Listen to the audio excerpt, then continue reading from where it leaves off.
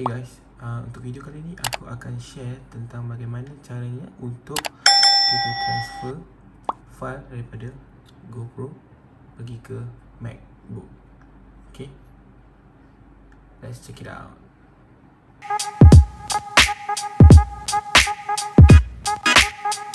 Ada dua cara aku gunakan untuk pindahkan file daripada GoPro ni pergi ke Macbook. Cara pertama aku buat adalah guna memory card ni. Memory card ni korang buka, masukkan ke adapter. Lepas tu cari yang USB-C ni adapter, connect dekat Macbook. Dan cara kedua guna USB. Guna USB-C ni pergi ke USB-C Mac. Benda first yang korang kena ada, korang tengok aku contoh aku run dulu. Contoh aku run macam ni .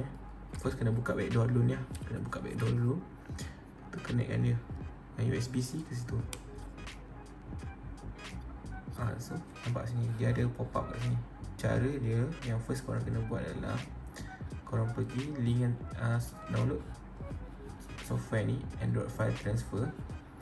Lepas korang dah install semua, korang kena make sure dekat korang punya GoPro korang kena set up macam ni. Drop down, cari dekat connection, USB connection, korang select MTP. Kalau korang tak select MTP, kita tak akan pop up Android tadi tu.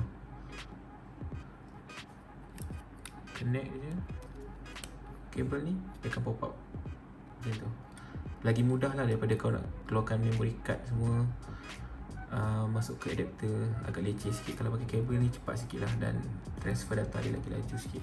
Jangan lupa like, share dan subscribe ke channel aku ni.